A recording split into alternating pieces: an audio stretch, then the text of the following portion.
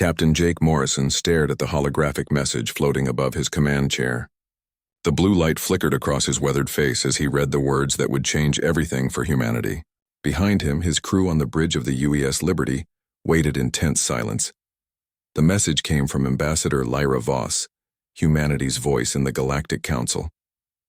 Her usually confident expression looked broken and defeated. Jake had known Lyra for 15 years. Ever since humans first made contact with alien civilizations, he had never seen her look so tired. The vote was unanimous. Lyra's recorded voice said, "Every single species on the council agreed. They want us gone." Jake closed his eyes and rubbed his temples. This was the call he had been dreading for months. The signs had been there. Other alien species had grown nervous about human behavior. They complained that humans were too unpredictable, too willing to take risks, too creative with their solutions to problems. "Sir?" Lieutenant Amy Foster spoke up from the communications station. "Should I patch this through to Earth Command?" "Not yet," Jake replied. "Let me hear the rest first." The hologram continued playing. Lyra stood in what looked like her quarters on the council station. Her diplomatic uniform was wrinkled and her dark hair was messy. She had clearly been up all night fighting this decision. "They're calling it a protective quarantine," she explained. "The Zalari say we bring chaos to their ordered society. The Korthax military claims our weapons innovations threaten galactic peace. The Vegan Collective thinks we disrupt their trade systems by being too efficient." Jake snorted.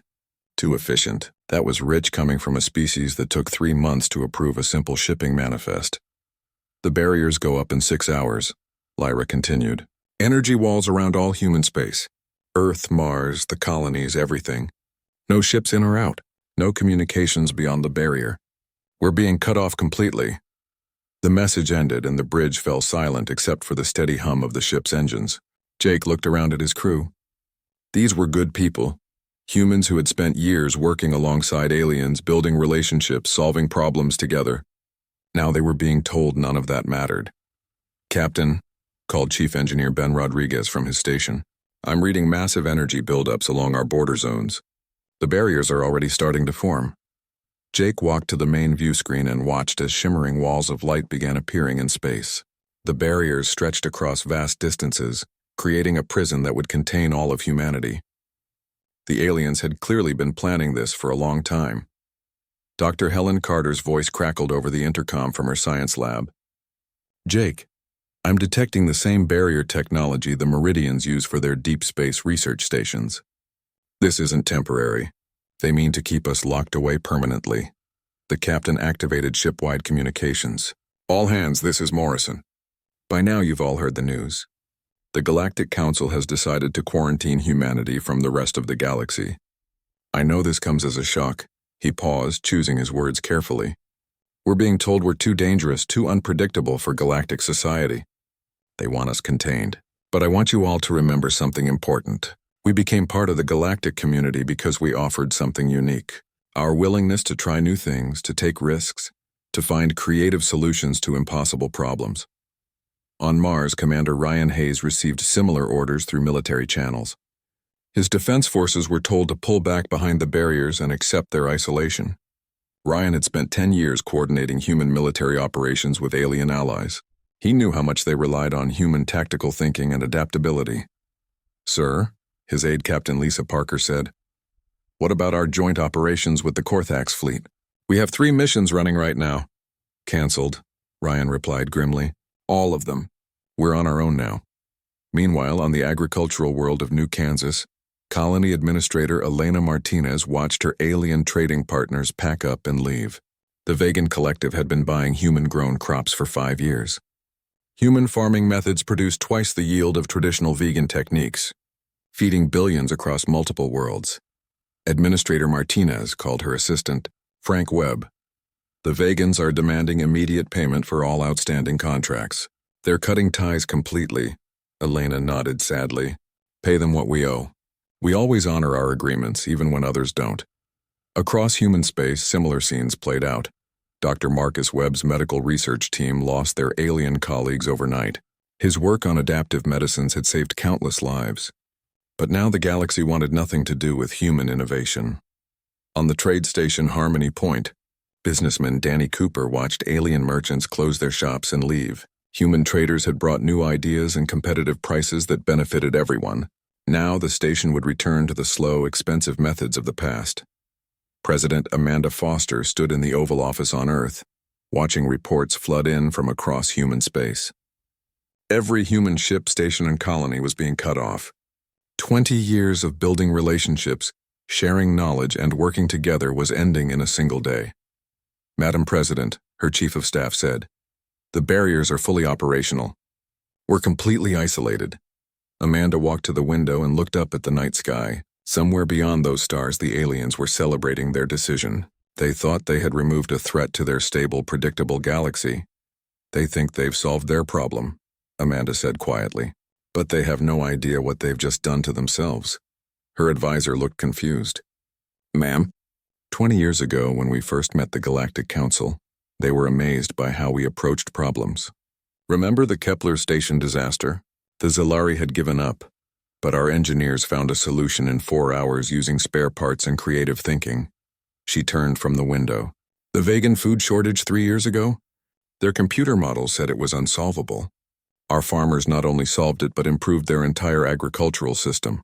The point is, Amanda continued, we didn't just join their galaxy. We became their problem solvers, their innovators, their backup plan when everything else failed. They relied on us more than they realized. As the barriers solidified around human space, cutting off hyperspace communications and travel, the aliens settled into their decision. The Zalari praised the removal of human chaos from their ordered society. The Korthax military felt safer without human weapons innovation threatening their supremacy. The Vegan collective looked forward to trading without human competition, but in the depths of space, problems were already brewing. The universe didn't care about political decisions or species prejudices. Chaos and unpredictability were fundamental forces that required human-style thinking to navigate. The aliens had just removed their most valuable tool from the toolbox, and they were about to learn exactly how much they needed it. 3 days after the barriers went up around human space, the first disaster struck the galaxy like a hammer blow. The Nexus Trade Hub, the largest commercial station in known space, began sending out emergency signals. The massive structure processed more than half of all galactic trade, serving as a meeting point for dozens of species. Now its fusion reactors were overheating, and nobody knew how to stop them. Chief Engineer Xylar of the Zalari technical team stood in the reactor control room, his 4 arms moving rapidly across holographic displays. Around him, warning lights flashed red as temperatures climbed toward critical levels. The Zalari were known throughout the galaxy for their precise engineering and careful planning. But their careful planning was failing them now. "Status report," demanded Station Commander Vorth, a towering Korthax military officer. "The primary cooling system has developed a cascade failure," Xylar replied, his translator making his clicking speech sound worried. "Our repair protocols require 17 different safety checks before we can begin work. Each check takes approximately 4 hours to complete." "How long until reactor breach?" Vorth asked. "At current temperature rise rates, we have perhaps 60 hours before containment failure." Vorth's massive frame shifted uncomfortably. 60 hours for repairs that take 68 hours to approve? "The safety protocols exist for good reasons, Commander. We cannot simply ignore proper procedures." On the agricultural world of Kepler Prime, another crisis was unfolding. The automated farming systems that fed 3 billion beings across 12 worlds had encountered a problem their programming couldn't handle. A new plant disease was spreading through the crops, and it was adapting faster than anyone had ever seen.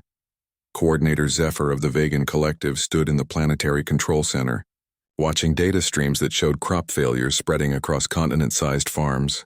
The Vegans prided themselves on logical, systematic approaches to every problem. Their computer models could predict almost anything given enough time and data. "Analysis complete," announced the primary AI system. "Recommended response: implement quarantine protocols for affected areas and begin systematic testing of potential treatments." "How long will systematic testing require?" Zephyr asked. "Minimum time frame for proper analysis and safety verification: 47 days. "And how long before total crop failure at current disease progression rates?" 14 days. Zephyr's pale features showed no emotion, but inside alarm bells were ringing. Their systematic approach was too slow for this rapidly changing threat. Meanwhile, in the Outer Rim, a Meridian exploration vessel had encountered something that defied their scientific understanding. The ship was trapped in a spatial anomaly that seemed to bend time and space around it. Their sensors could measure every aspect of the phenomenon with perfect accuracy, but measurement wasn't enough. Captain Nexus 7 reviewed the data for the 100th time. The Meridians were the galaxy's greatest scientists, known for their patient observation and careful analysis. They had studied this anomaly for 2 days now, documenting its properties in exhaustive detail. Hypothesis formation complete, announced Science Officer Apex 12. We have identified the mathematical principles governing this phenomenon. Excellent. What is our escape strategy? We require additional observation time to formulate a safe extraction method. Current models suggest a minimum study period of 32 days to ensure proper understanding. And our life support systems will fail in 8 days.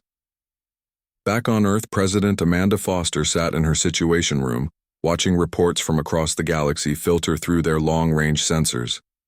The barriers prevented humans from leaving their space, but they could still observe what was happening outside. The Nexus Trade Hub situation is getting worse, reported Intelligence Director Carol Brennan. Their cooling system failure is cascading through multiple reactor systems. Standard Zalari repair procedures aren't working. Amanda shook her head. 5 years ago, when their sister station had a similar problem, our engineering team fixed it in 6 hours. They used spare parts from a cargo hauler and some creative rewiring. The agricultural crisis on Kepler Prime is also escalating, Brennan continued. The disease is outpacing their systematic response protocols.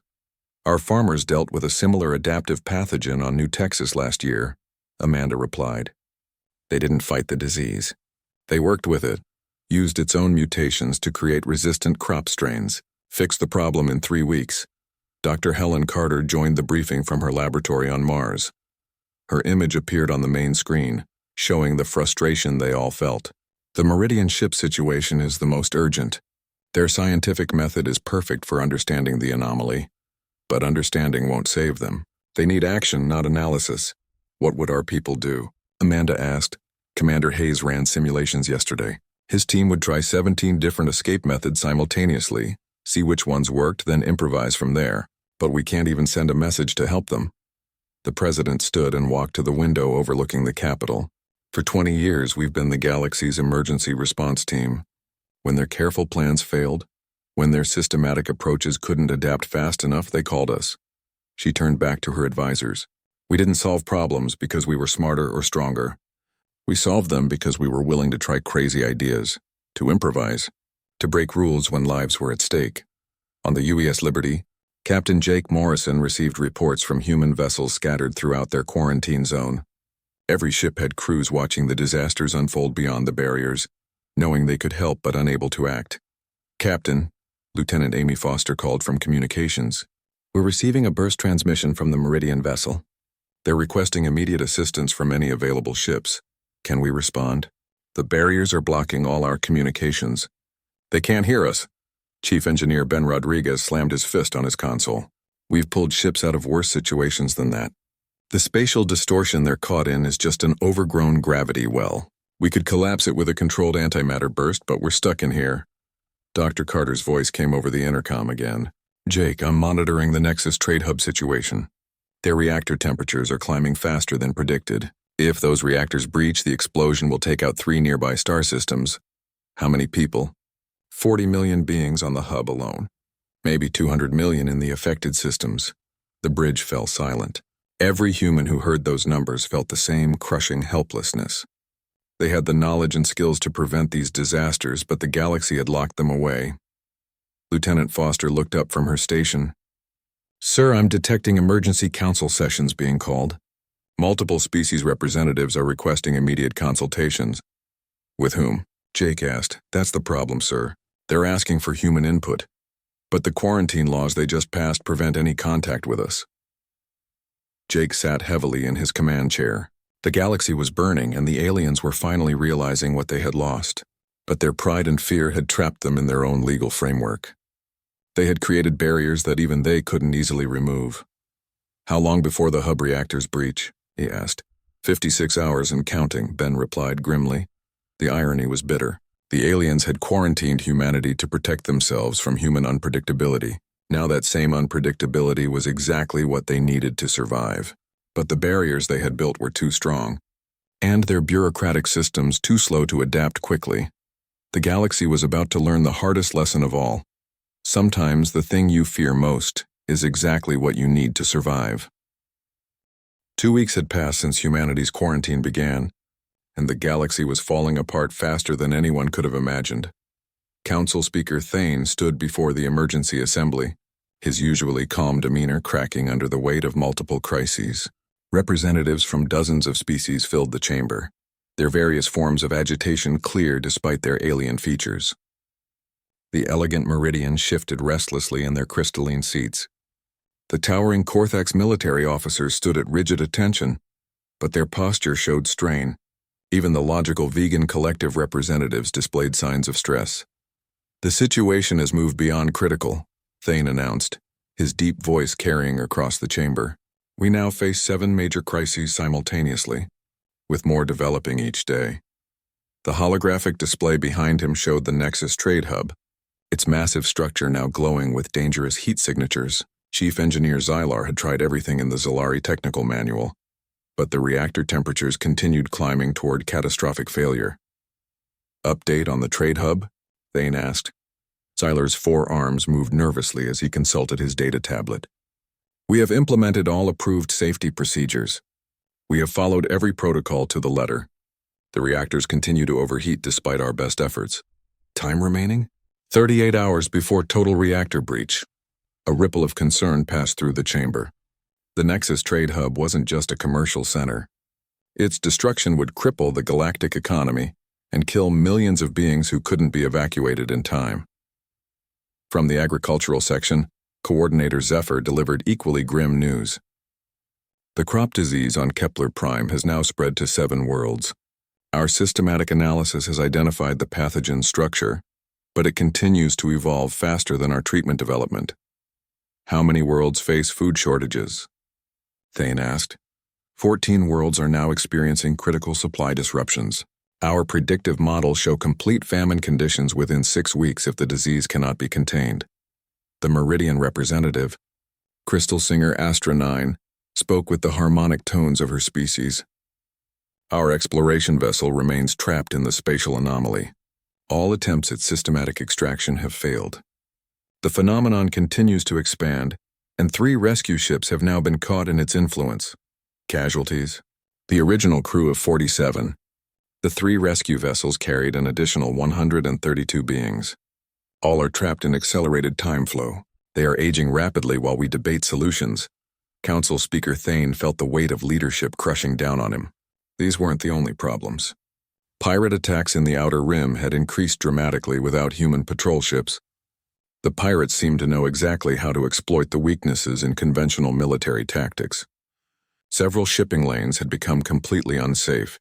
Technical failures were cascading across multiple systems. A water purification plant on Vegan Prime had broken down in a way their computer models said was impossible.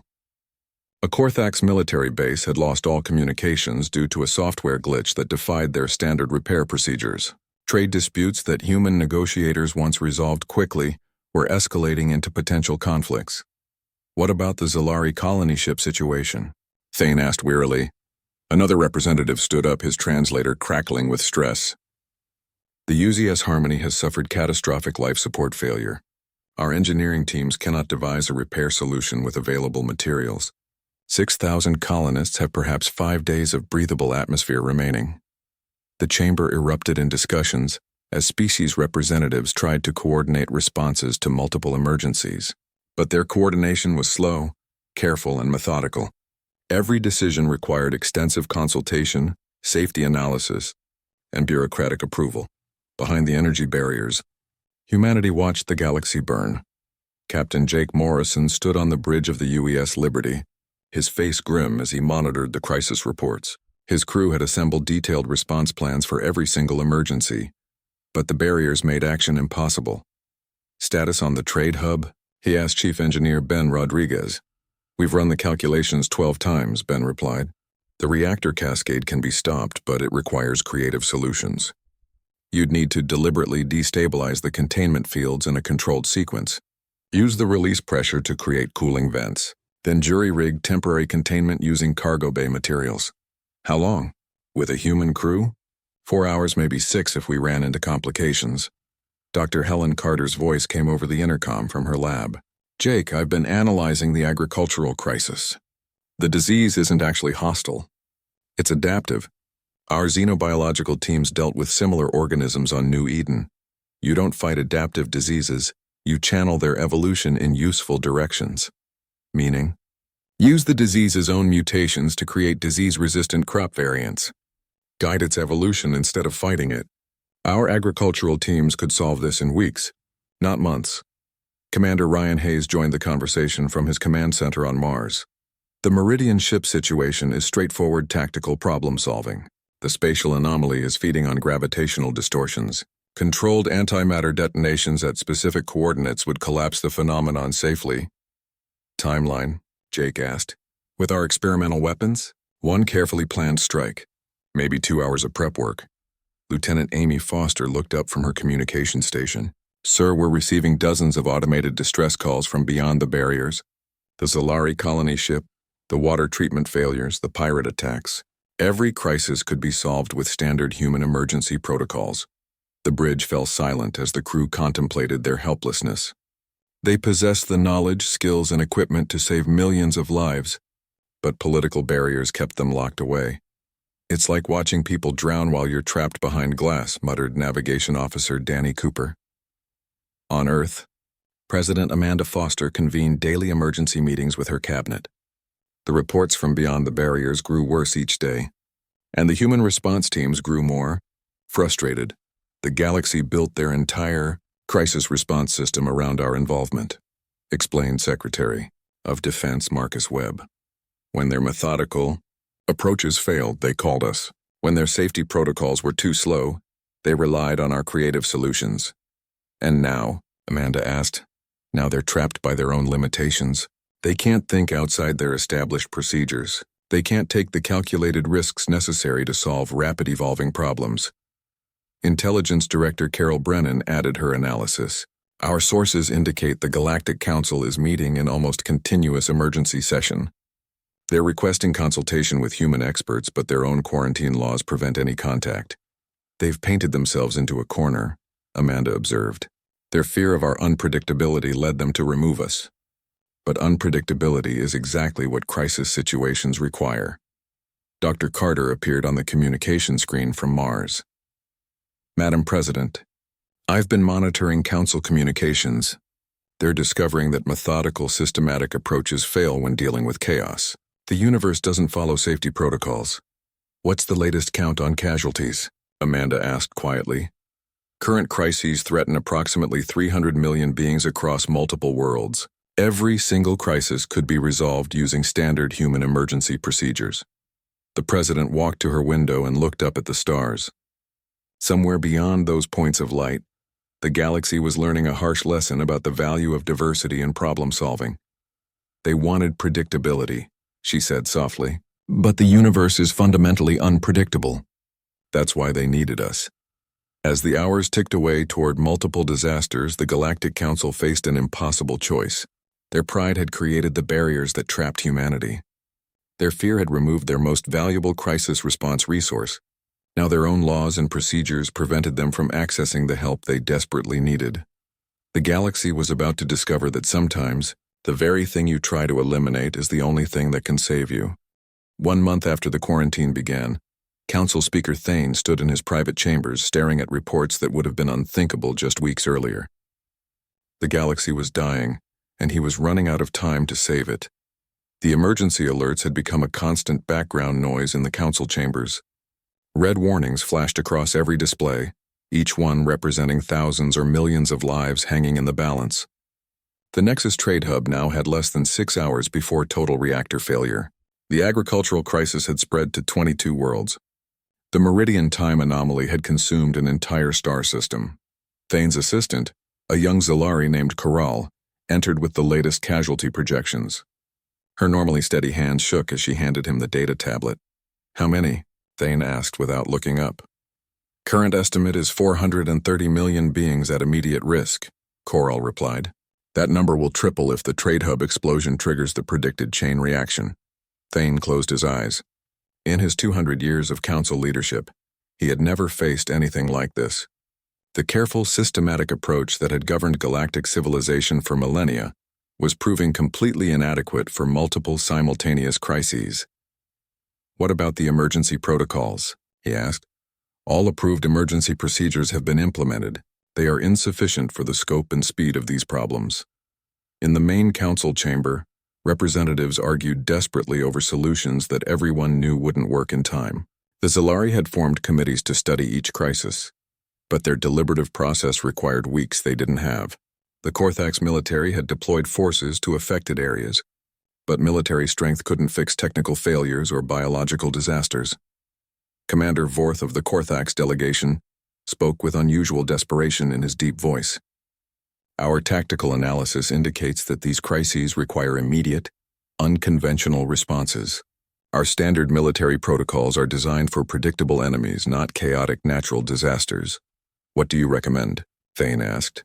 We need consultants who specialize in improvised solutions and rapid response to unpredictable situations. The chamber fell silent. Everyone knew what Vorth meant, but nobody wanted to say it out loud. Coordinator Zephyr of the Vegan Collective finally spoke the truth they all understood. You're referring to humans. Our analysis indicates that human problem-solving methods would be optimal for these crisis scenarios. Chief Engineer Xylar's forearms gestured in frustration. Human engineering teams would have solved the reactor crisis in the first day. Their willingness to implement untested solutions and improvise with available materials is precisely what this situation requires. Crystal Singer, Astra 9 of the Meridians, added her harmonic voice to the discussion. Our trapped exploration vessel sent a final message before communications were cut off. They requested immediate consultation with human tactical specialists, stating that conventional scientific analysis had proven insufficient for their situation. Thane felt the weight of leadership crushing down on him. The solution to their problems was locked away behind barriers that he had helped create. The quarantine laws required a unanimous council vote to rescind, but pride and fear still held many representatives back. The barriers cannot simply be lowered, protested Senator Quex of the Draconian Alliance. Humans were quarantined for specific reasons: their unpredictable nature, their disregard for proper procedures, their willingness to take dangerous risks. Those same traits are exactly what we need now, Forth replied bluntly. Dangerous times require dangerous solutions. Beyond the barriers, humanity waited with growing frustration and heartbreak. Captain Jake Morrison had assembled the largest emergency response fleet in human history. Every available ship, from massive colony vessels to small survey craft, was loaded with emergency equipment and volunteer crews. But the energy barriers held them back like a cage. Latest intelligence report, announced Lieutenant Amy Foster from the communications station. The Nexus Trade Hub has begun evacuating non-essential personnel, but they can't move fast enough. 12 million beings are still on station. Chief Engineer Ben Rodriguez paced behind his console like a caged animal. We've got the solution ready to implement. Controlled destabilization of the containment fields, emergency venting systems, temporary cooling using repurposed cargo containers. It's not pretty, but it would work. How confident are you? Jake asked. 90% chance of success. But even if we fail, we'd buy them time for a proper evacuation. Right now, they're just waiting to die. Dr. Helen Carter joined the discussion from her lab on Mars. The agricultural situation is equally solvable. We've developed treatment protocols based on our experience with adaptive pathogens. The key is working with the disease's evolution rather than against it. Commander Ryan Hayes added his tactical assessment. The Meridian ship could be extracted in less than 4 hours using controlled antimatter detonations. It's risky, but so is letting that anomaly continue expanding.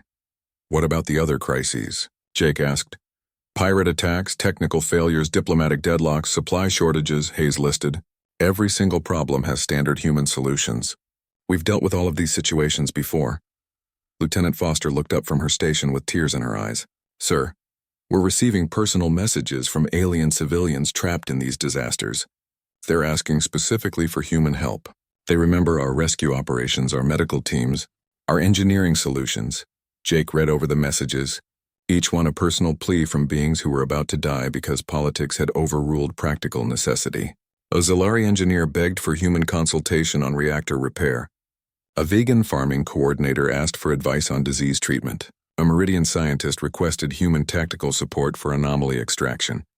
They know we can help them, Jake said quietly, but their own governments won't let us.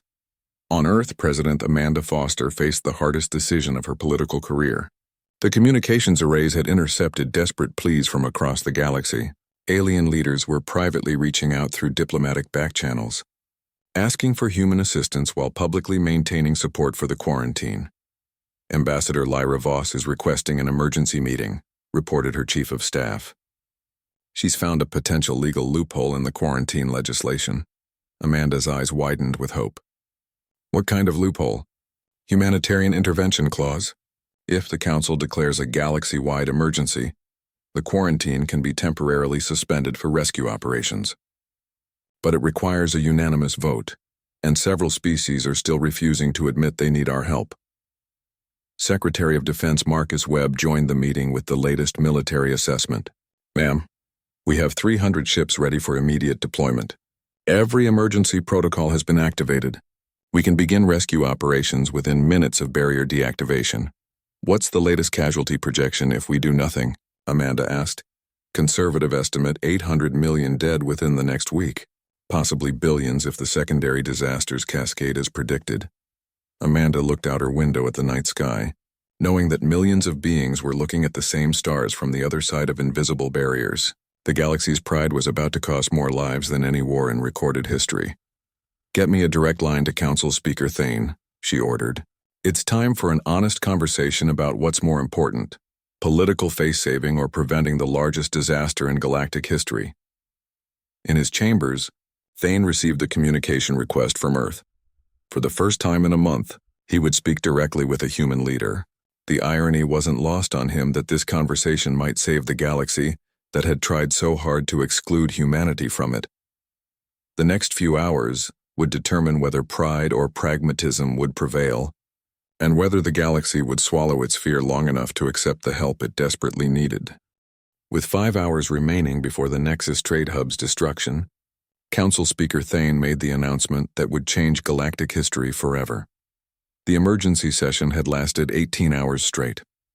Representatives from every major species sat exhausted in their chambers, faces marked by the weight of impending disaster.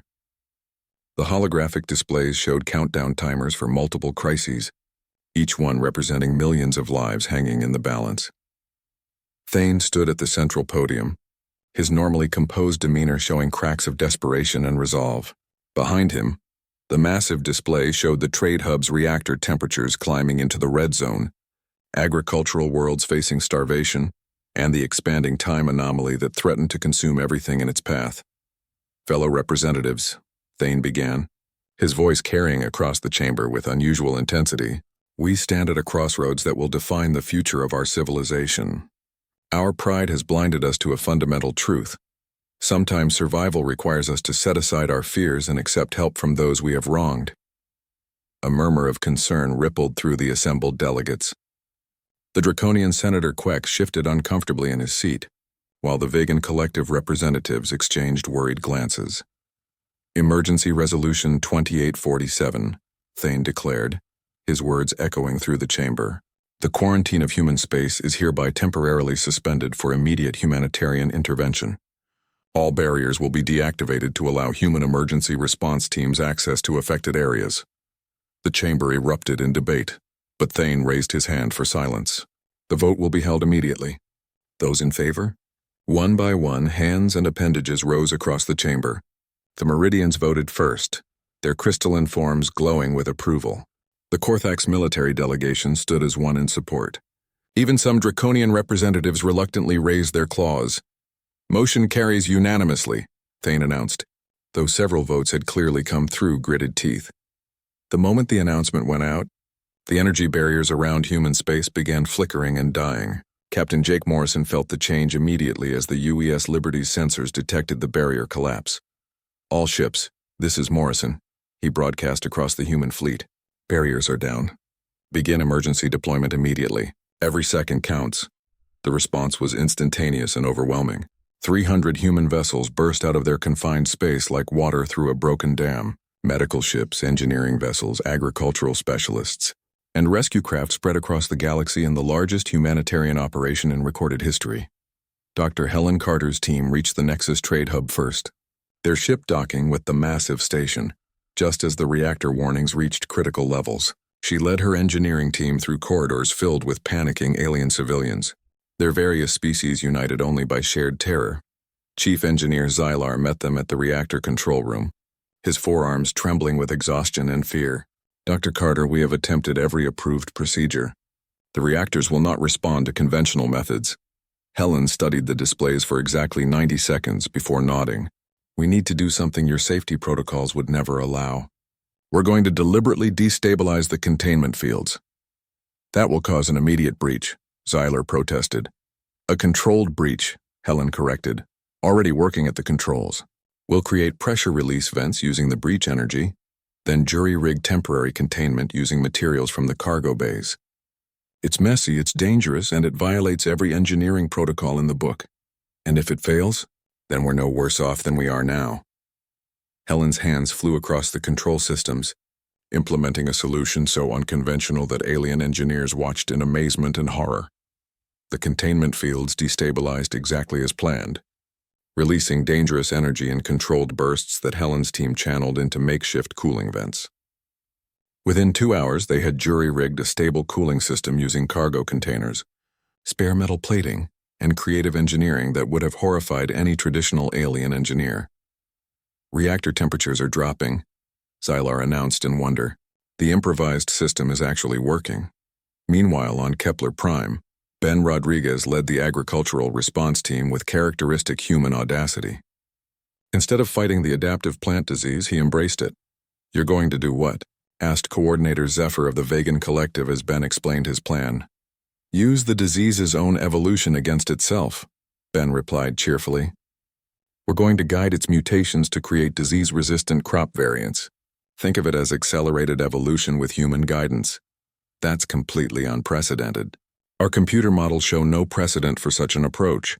That's because you've been thinking about this wrong. Evolution isn't your enemy, it's your tool. You just have to know how to use it.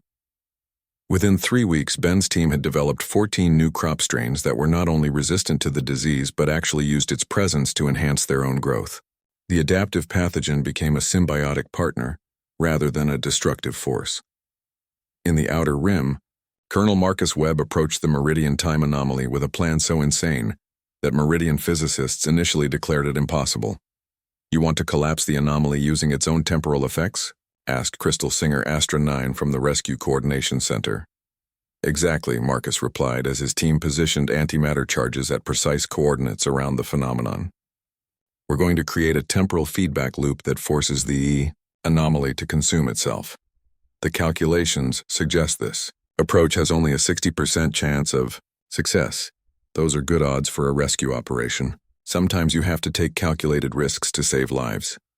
The controlled detonations created exactly the feedback effect Marcus had predicted. The time anomaly collapsed in on itself, releasing the trapped ships and their crews back into normal spacetime. 17 vessels emerged from what should have been a permanent prison. Across the galaxy, crisis after crisis found resolution through human intervention. Pirate attacks were stopped using unconventional tactics that confused traditional enemies. Technical failures were solved with creative improvisation that amazed alien engineers. Diplomatic deadlocks were broken through lateral thinking that found compromise where logic had failed. Ambassador Elena Martinez stood before the Galactic Council once more. But the dynamic had shifted completely from their last meeting.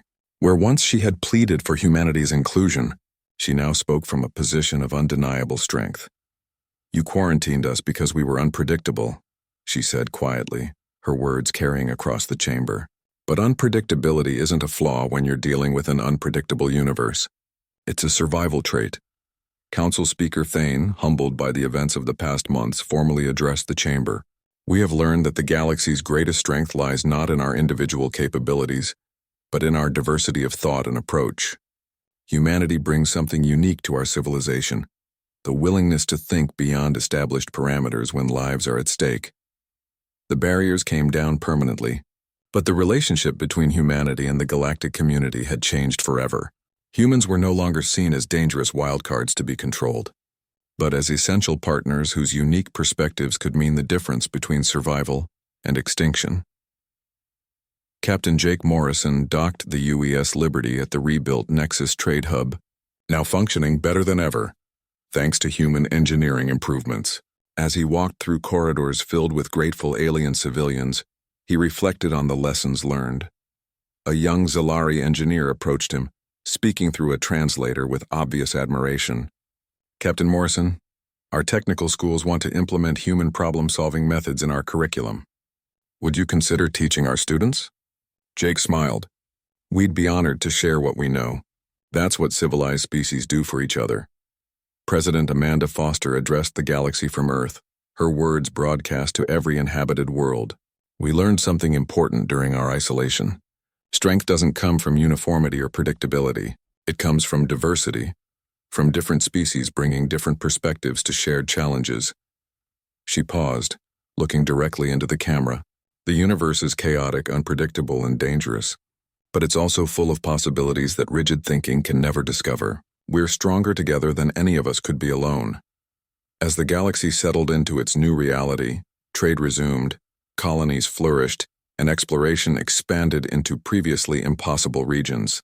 Human creativity combined with alien knowledge, human adaptability merged with alien precision, human courage joined with alien wisdom.